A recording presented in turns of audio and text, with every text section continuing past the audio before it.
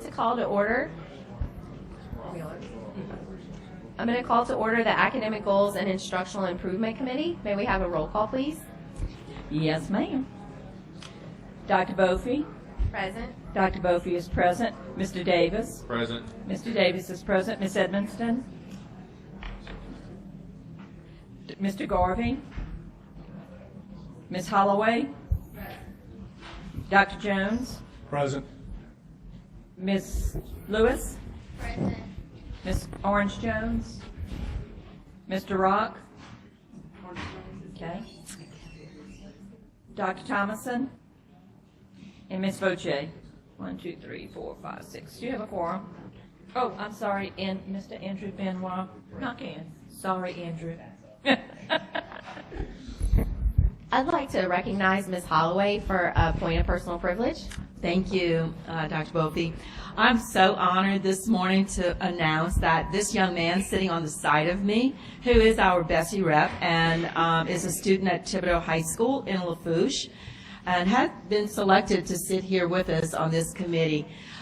Just recently, he was selected as the Thibodeau Chamber Teenager of the Year, and it was just such an excitement for us in Thibodeau because many students were nominated and only one could be selected, and it was Mr. Andrew Benoit Nakan.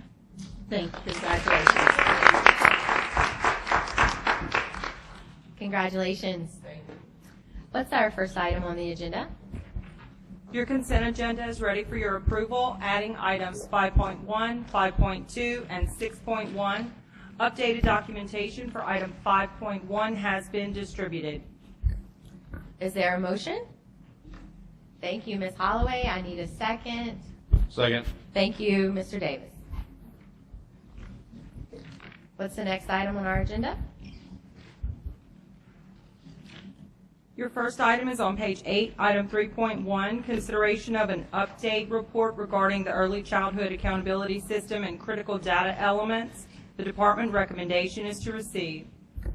Is there a motion? Thank you, Ms. Edmonston. Second. Thank you, Dr. Jones. Do we have any cards on this one? Yes. Okay. Ms. Bronfen?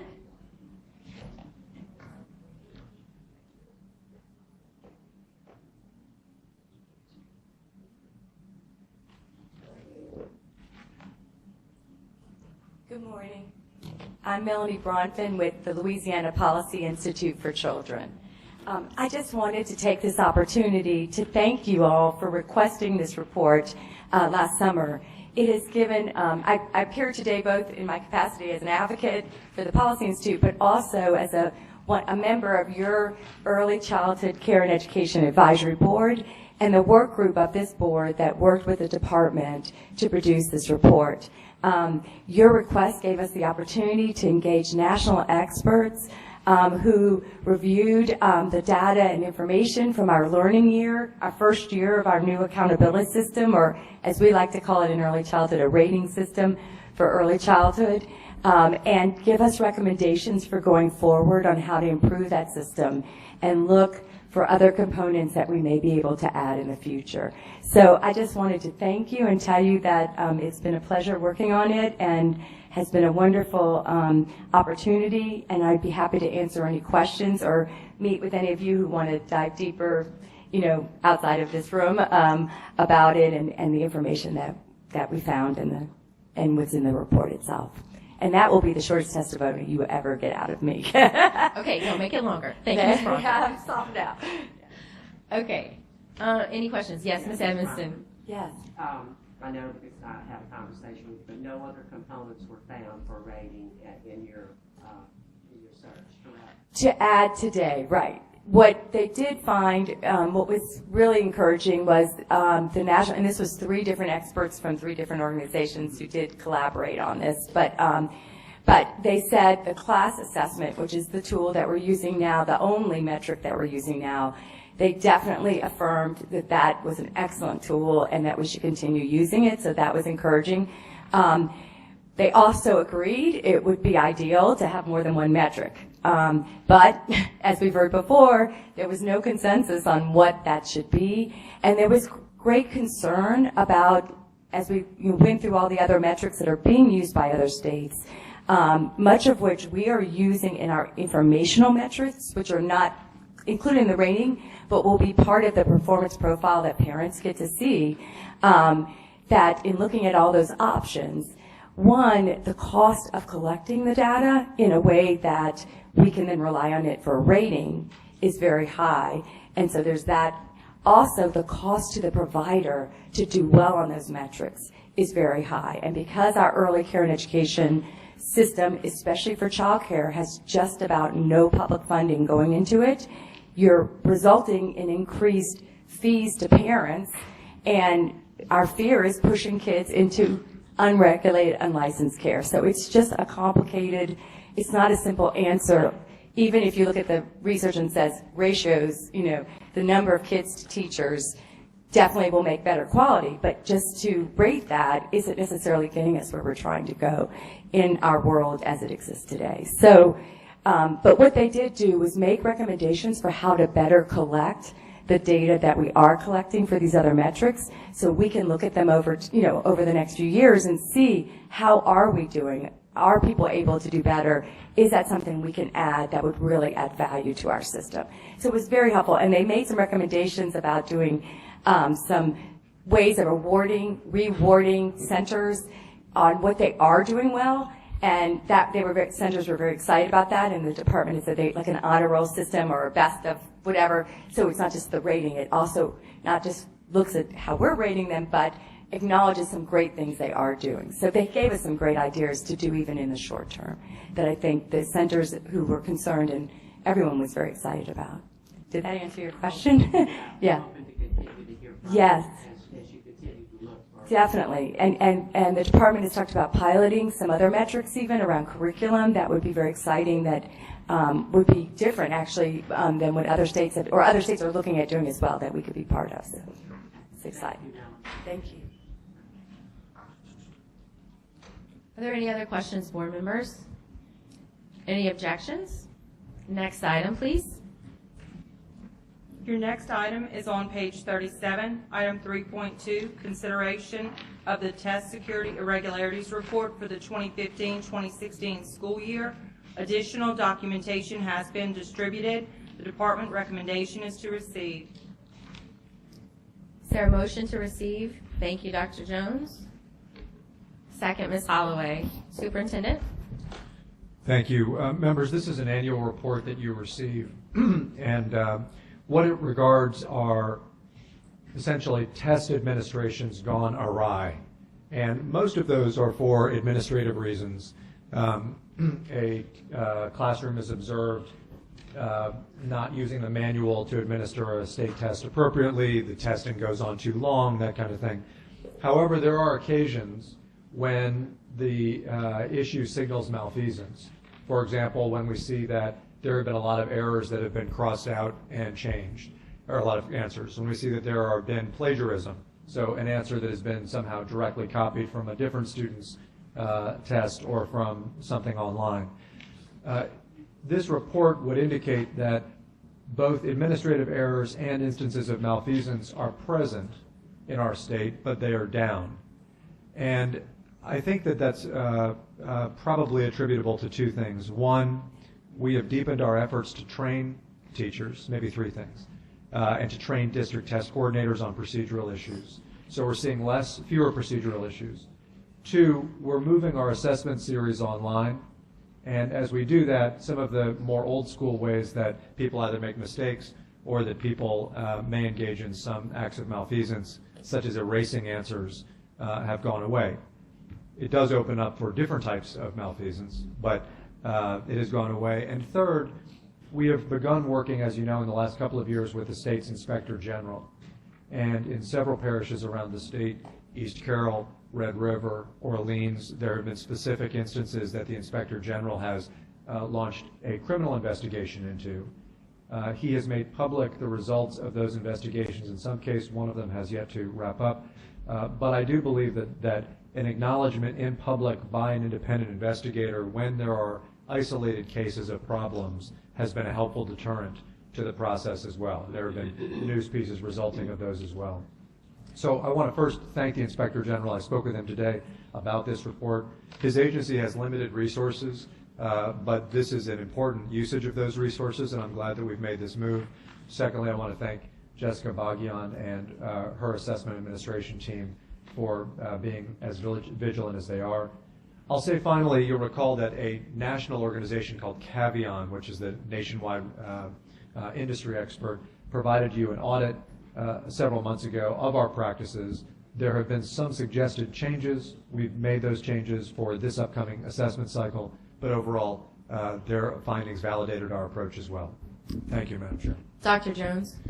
Superintendent, I noticed in going through the report that most of the situations were what I call onesies, twosies, low numbers, but with the exception of one where there were 145. Is there something unique about that? Which page are you on? The amended report that you gave us a few minutes ago, Gretna Middle School. Which one, Gary? The next to the last one on the bottom of the page. I'm sure you, Next to the last one on the first page. Yeah. we probably know about this specific case in Gretna. Good morning, everyone. I'm Jessica Bagian. The instance that you're speaking about, Dr. Jones, is in Jefferson Parish. There was a school where students were given the accommodation of read aloud and should not have been. And as a result, after the district did an investigation and determined that inappropriate accommodations were given, those tests were voided. That was given to 145? Yes. So in other words, basically that whole grade was read the test aloud? I don't know that it was an entire grade span. I'm not sure if the grade breakout there, I can pull that for you. But there were, as I understand it, in some of the small groups, students were given read aloud when perhaps they were not supposed to have read aloud, and so voids were assigned. And so what are the corrective measures that typically come out? I know that's not going to help their school performance score any. That's right. So all of those scores are zeros within their school performance score. And the district works with the school to create a follow-up plan, and we work with the district test coordinator on an ongoing basis to make sure that they're appropriately training and following up with that school. And in this case, Jefferson Parish jumped in to do that investigation and to follow up. I have full faith that they will. Thank you. Can I ask a question, please? Yes, Ms. Edmondson? Would that have been special education students for the read aloud accommodation? I think what she's saying is the accommodation was extended to students who didn't have the accommodation. That's Is that what right. you're saying? That's right. I don't know if all of the students have IEPs or not. Right. What I do know is that of those students, they were all provided a read aloud accommodation or feature when that wasn't due per any of the planning that went into the test. Wow. Seems a little odd to me. It is odd. I mean, as the numbers indicate, it is odd. But I would say this, across 1,000 schools, this is the biggest school system in the state. We rely on the organizational structures that exist within those districts. I'm sure that's true in Lafourche or Ascension or anywhere else. And on occasion, there have been breakdowns like this where the compliance mechanisms within the district to assure that the appropriate accommodations are being applied for the appropriate child are not made. The good news is we have a system that identified it, and they made the correction, and they're working with us as a result, and you can bet that it will never happen in that school again. Certainly welcome your questions. Well, if I may, I guess what struck me about that was my first thought was, okay, read aloud accommodations, special ed students or students 504s with that accommodation. But the population of that school, for 145 kids to be all special ed, that would make the population of that school something like probably over 1,400, assuming the normal distribution of special ed students in a population. So I have a feeling that there's more to that story than just... Well, remember, you're talking about one assessment out of multiple assessments. Right. So per child. So we can get the specific story, but remember that read aloud is treated differently depending on the subject Right. and depending on the child's disability. Right. And these were all LEAP tests, so I'm assuming Correct, that would yeah. be 8th grade tests. I'm assuming. Or LEAP or iLEAP? We refer to grades 3 to 8 as Yeah. LEAP, and so it would be, I don't know the exact grade, but I can pull all of those data for That's you. and okay. circulate it around. You don't need to, I don't want to put extra work on you. That just jumps out. That is so unusual. It is. And the question that immediately comes to my mind is, were the teachers not trained, or did they deliberately not do what they were supposed to do? And I'm sure Justin Parrish will deal with that. Mr. Garvey will make sure that happens. Okay, You know, thank you. I'll just bring up one issue. Sometimes there are accommodations on the day-to-day plan, the IEP, the high AP for 504 students, and those accommodations may or may not get accommodated for in the standardized testing. So I'm just wondering if that might be an issue with this, that they were on the plan, for the school system to follow in a class day to day, but standardized, it used to be that needed to carry over, but that doesn't happen necessarily now. So I just, I don't know if that would have something to do with it or not. That's what I suspect is going to happen. Board members, are there any other questions about this one? Are there any objections? Hearing none, motion carries. What's our next item? Your next item is on page 64, item 3.3, consideration of fall 2016 reading report. The department recommendation is to receive the report and to direct the LDE to submit the report to the House and Senate Committees on Education. Is there a motion? To accept? Thank you, Ms. Edmondson. Second by Ms. Holloway.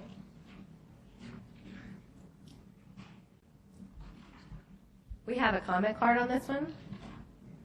Ms. Moe?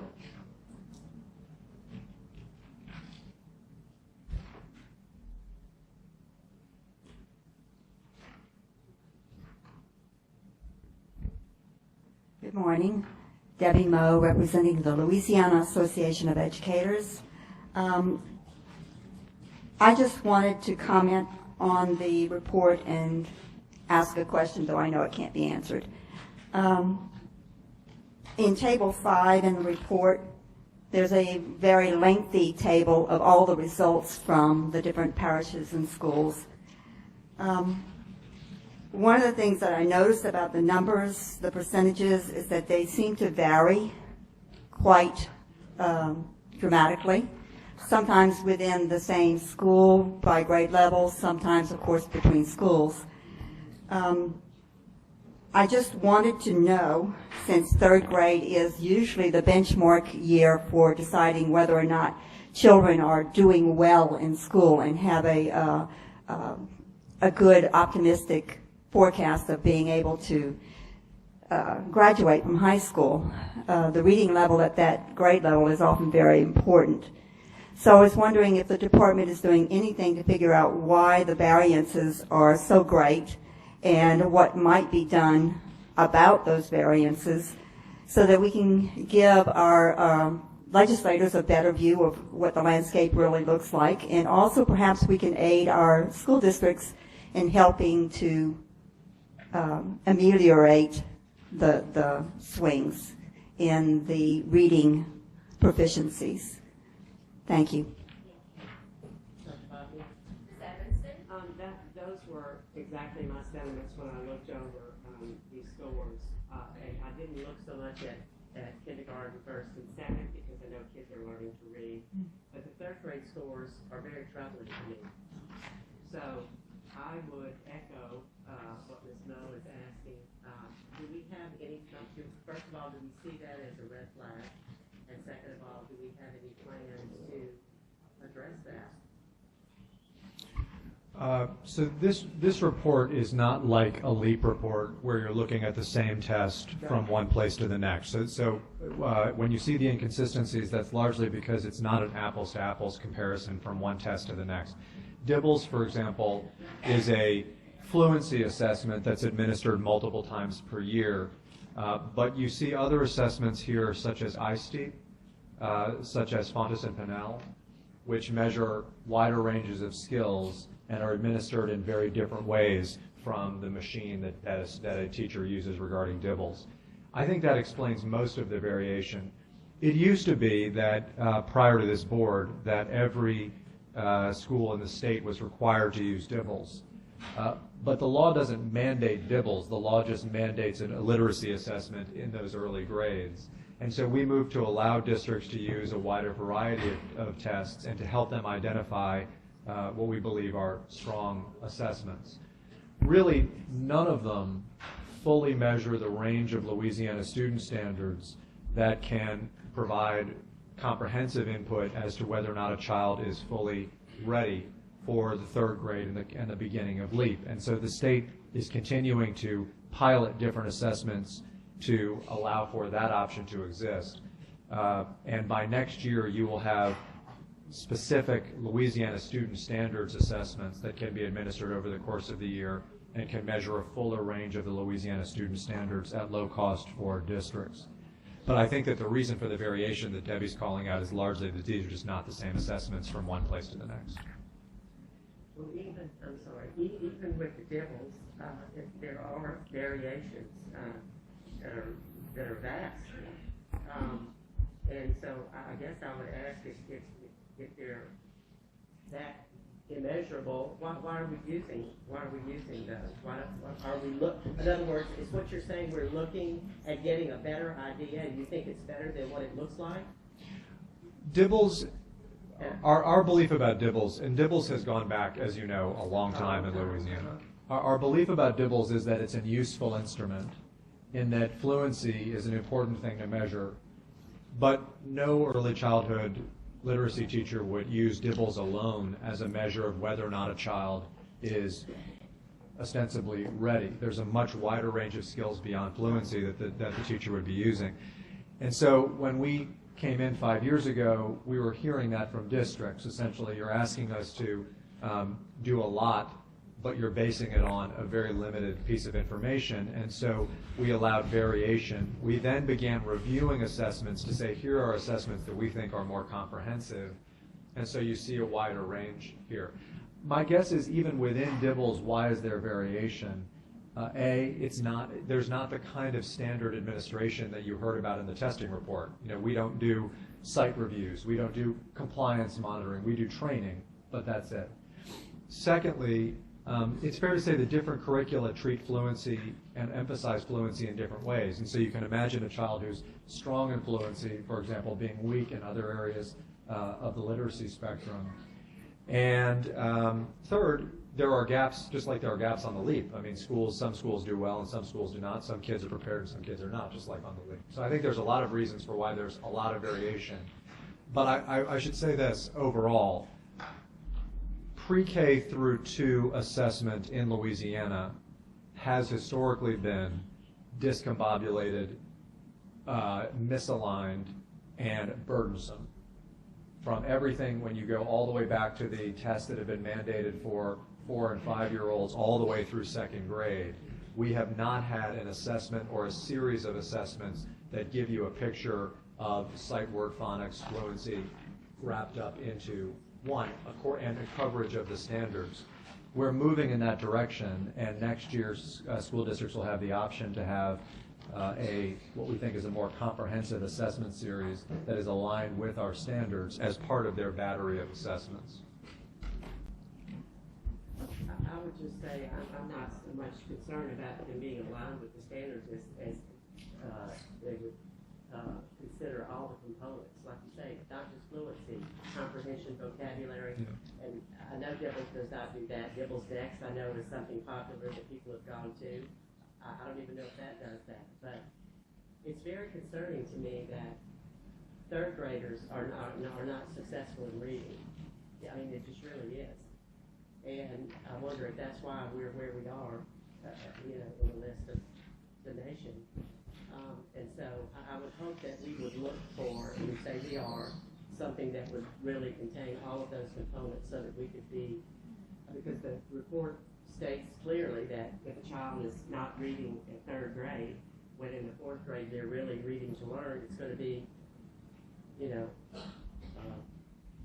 successful for the child. Well, So- let me, I think it raises some even bigger questions, and it's one that my team and I were meeting on last week.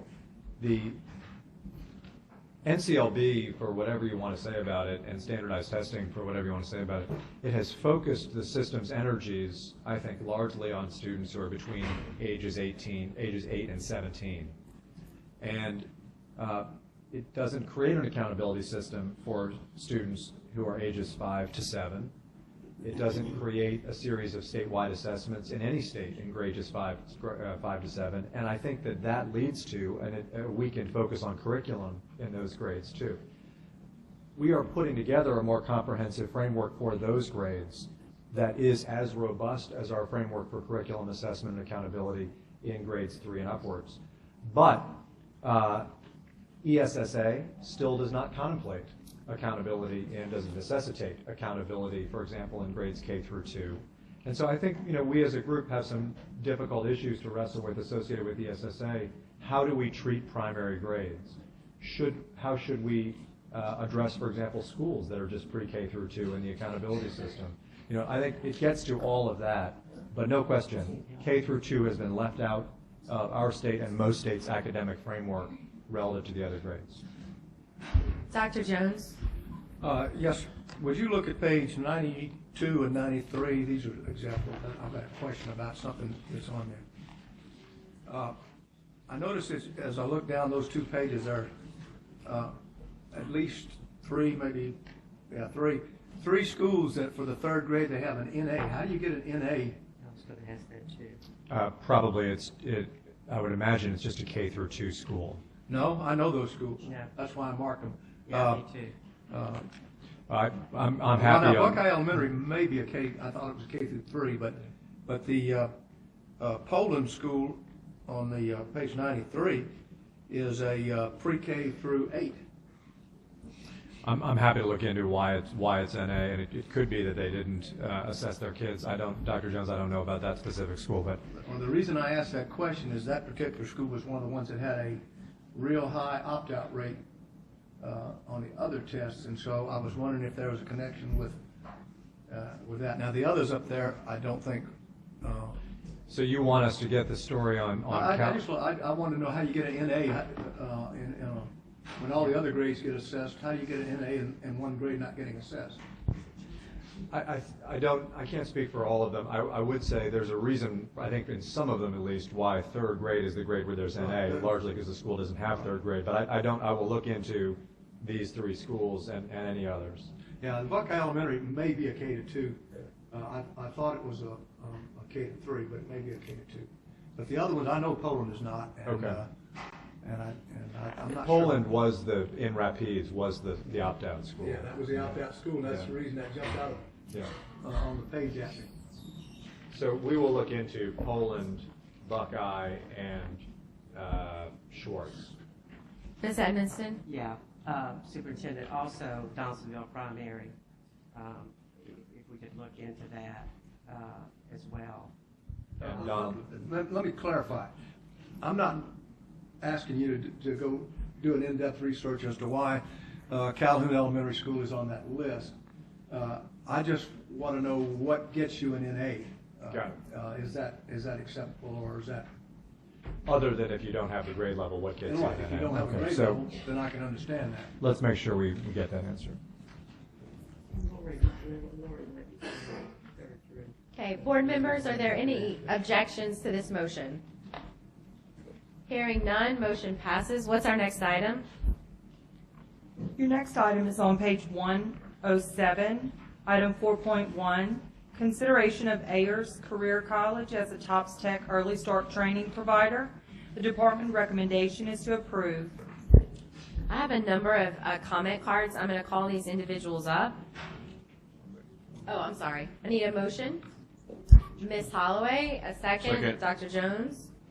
Okay.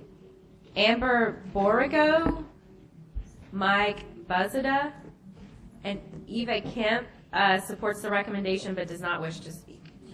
Members, just to give you a sense of what this is, the law recently made available to non-public providers, so private providers of higher education or career training services, TOPS Tech funds, meaning these are the funds that students can draw down while in high school to go toward these types of providers.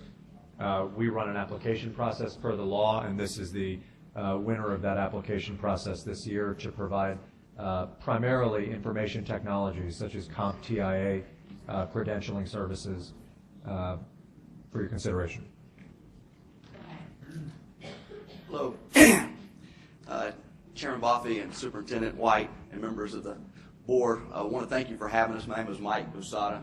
I'm General Counsel and Vice President of Ayers Career College, and I have with me Amber Borrego, who is the Campus President of Ayers Career College. And we just want to say thank you for giving us this opportunity. We are in Shreveport. We all are very, very excited to be able to do more to really help strengthen and continue to strengthen our public schools in Caddo Parish and throughout North Louisiana. We've had a firm commitment to that, and we've worked really well. We've worked with Dr. Gorey in his office and had their encouragement to move forward and working with them to provide some of these courses. So we really appreciate this opportunity, and we look forward to making a big difference in Caddo Parish. And thank you for all that you're doing for our schools, especially our schools in Northwest Louisiana. I understand that you have a history with this board. Would you like to tell the members about it?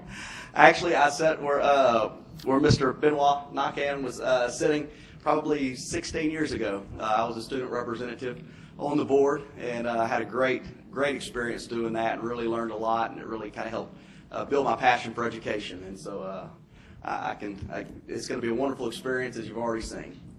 Thank you. Absolutely. Go ahead. I just want to also state my appreciation for you considering our application. And I think Mr. Busada is everything. And that's all I have to say. Thanks. Board members, do you have questions? I don't have any questions, but I just want to say that I'm familiar with the group here and the work they've done through this institution and others in the area. They do provide a great service, and I'd like to see us continue working with them and expand those opportunities in Northwest Louisiana. Thank you, Mr. Davis. I'll offer a point of personal privilege to Ms. Nina Ford. I just want to say I'm the only one that's been around long enough to remember Michael. It's good to see you, too. She's still keeping us straight. Absolutely. Okay. Board members, are there any objections? Hearing none, motion passes. Thank you. Thank you. What's our next item? Your next item is on page 109, item 4.2, consideration of the Youth Challenge Program as a course provider for the Course Choice Program. The department recommendation is to approve. So moved. I have a motion by Dr. Jones and a second by Ms. Boche. I have some comment cards. Eva Kemp supports the recommendation but does not wish to speak. And then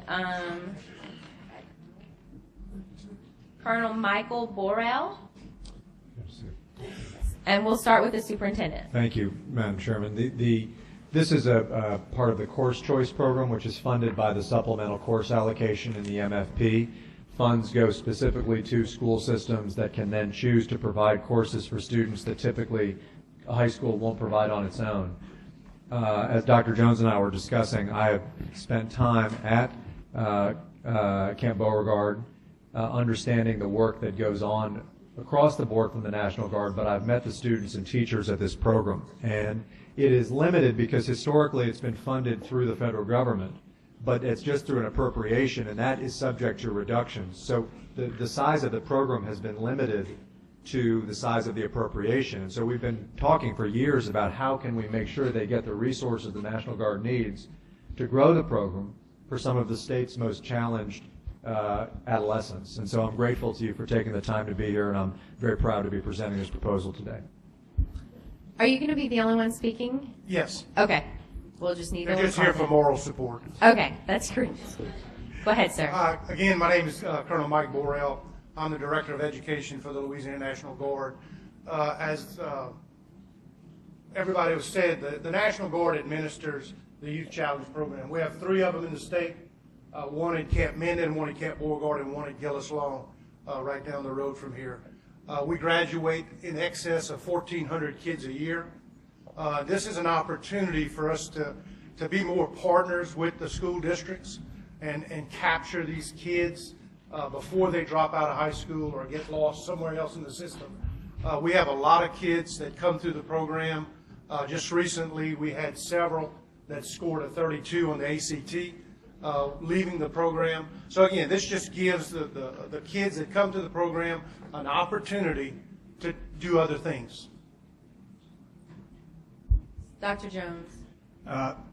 First of all, I'd like to say that I'm very familiar with this program. I've been working with it since it came into existence back in, I guess, in the early 90s, I guess. 93. 93. And it had some shortcomings initially, and that was that the kid used to have to drop out of high school to go to that program. But in many cases, they were so successful at turning the kids around that at the end of the program, the kid didn't want to get a GED, wanted to go back to the high school and finish. And they couldn't do it because, in many cases, once they dropped out, the superintendent didn't want to take them back, in all honesty. I provided, as you know, Mike, back when, Colonel Burrell, excuse me, when I was superintendent in Claiborne Parish, I sent testers all the way to Camp Beauregard to do their test for them, for their GED. And when I was superintendent in Rapides Parish, I waived all the fees associated with it and gave them testing for it. What you have the opportunity to approve here today is something that will significantly change the structure of that program and will allow kids who drop out for a whole variety of reasons. Some of these kids are brilliant, really smart kids, but when they drop out, they go to that program and they get totally turned around. And when they come out of that program, they are so enthusiastic about what they want to do with the rest of their life and so forth. In fact, Colonel Burrell's program provides mentorship for them for, what, 2 years after they Yes, sir. It's graduate the 2 years. program, and provides them assistance in getting into college and so forth. So what this would do, in effect, if you approve this would actually allow a pathway for a kid to be in that program, earning high school credits, and not being a dropout, to get back into the program when they finish to get a regular high school diploma rather than I think you call it a high set. They used to call it a GED. So I would strongly urge the board to consider doing this because I have seen with my own eyes, in fact, had the privilege of speaking at one of their commencement exercises one time, the change on these kids in the, how many weeks is it? 22 weeks, residential. 22 weeks that they go there. It's like being in boot camp. And Lord knows I wouldn't want to go through 22 weeks of boot camp ever again. So I would encourage the board to please look strongly at this. Are there any other members with questions? Yes, Ms. Boucher. I just have a question, and again, we've had students go through the program. It's a wonderful program, and I'm glad to see that not just an opportunity for a high set, but actually to earn credit so they can reestablish and receive a regular high school diploma. But could you tell me through what means are you looking at granting credit? Is it online programs? Yes, ma'am. Through Odyssey-ware. Through Odyssey-ware, yes, ma'am. great. And the curriculum has been approved by the Department of Education. Yeah, we use Odyssey-ware as well, so it's a really great program. And then if the child or the young adult decides to pursue and get the high school diploma, then he won't be as far behind when he comes back. So I'm glad to see this happening. Thank you. Yes, Ms. Edmonston. How does one apply? Can anyone apply for Youth Challenge? Does it have to go through the particular school, or?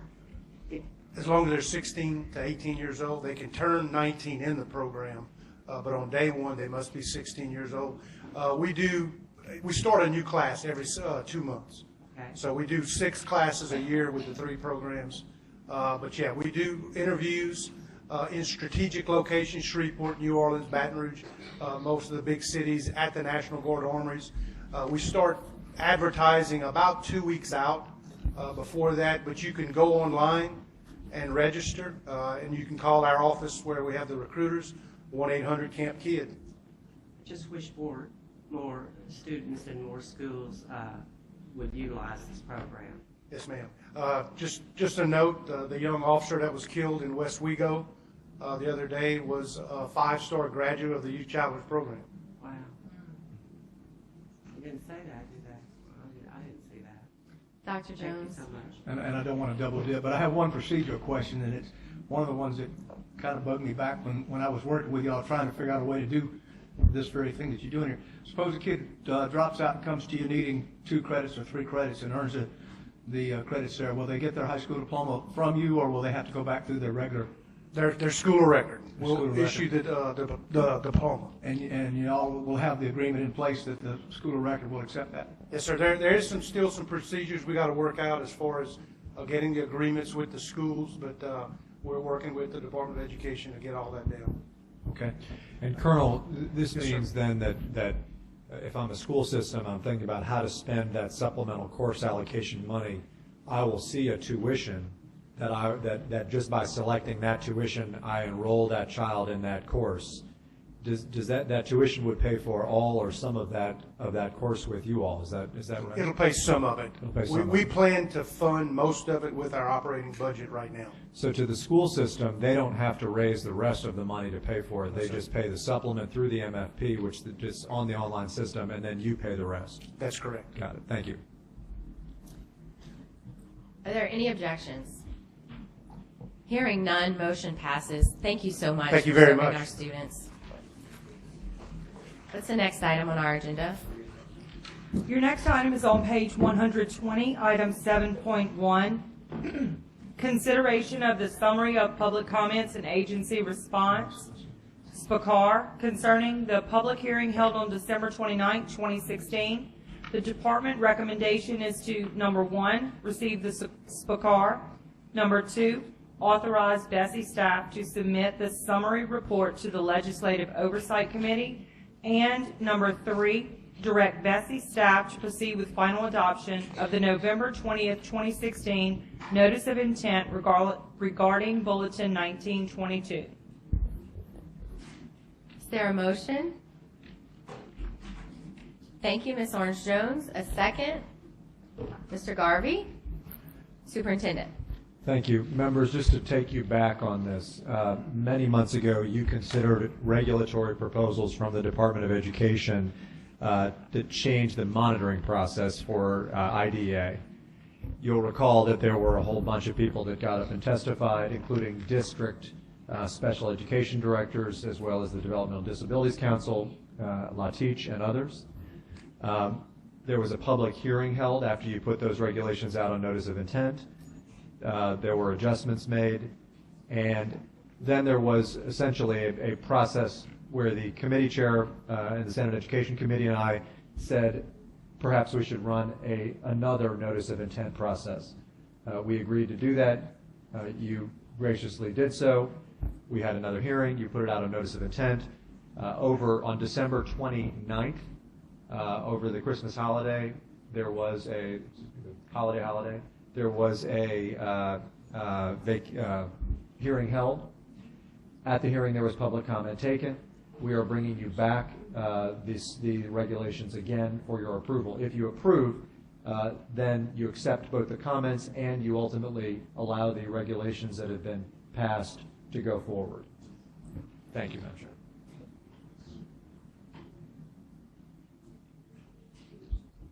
Okay, we have a public comment card from Dr. Sheila Lockett. Go ahead and come forward. As she's doing that, I'd like to announce board members that Mary Ducey supports the recommendation, but she does not wish to speak, and that Diane Lewis supports the recommendation, but does not wish to speak. Dr. Lockett. Thank you. Good morning. I'm Dr. Sheila Lockett, Director for Department of Exceptional Children for Caddo Parish Public Schools. I'm also an executive member of the LaCia, Louisiana Association of Special Education Administrative Group. We wanted to come to you this morning just to say how much we appreciate all of the efforts that the State Department has provided and the support they provided to the Special Education Department. We have met on this particular term. I was a Bible party in the stakeholder committee meeting. We've had parents, we've had the community, we've talked, we've discussed, and each district mandates certain things for our parents. We allow parents to communicate many different ways. As you know, here at the State Department, they can file an informal complaint, they can go due process. In each of our districts, we also have a complaint process, but we also have information and people in every district where parents feel free to come and just communicate whatever their needs may be, whether it's the special education director or other members of their particular staff. We want you to know that we support closing this particular issue and moving forward, if possible, to continue to provide the support and that our compliance monitoring process continue to be as it is. We have not had monitoring thus far due to this particular item. And as a special education director that's concerned about the welfare of children and our policies and procedures in our district, we definitely would like the state to continue to provide that support to us. However, if it's not being provided, we're simply working on our own. So we appreciate you moving this particular issue forward and closing this particular issue. And also through SEEP, which this year, the special education directors have a very good opportunity to participate because the State Department has have developed the SPED Leaders Collaborative meetings immediately after SEEP. So not only do we able to come to SEEP meetings and hear concerns from the parents, but we're also able to participate and work with the State Department on special education issues. Thank you so much for your time. Thank you. Board members, do you have questions or comments? Are there any objections? Hearing none, motion passes. I believe this was the last item on the agenda. Yes, this concludes your agenda. Thank you very much.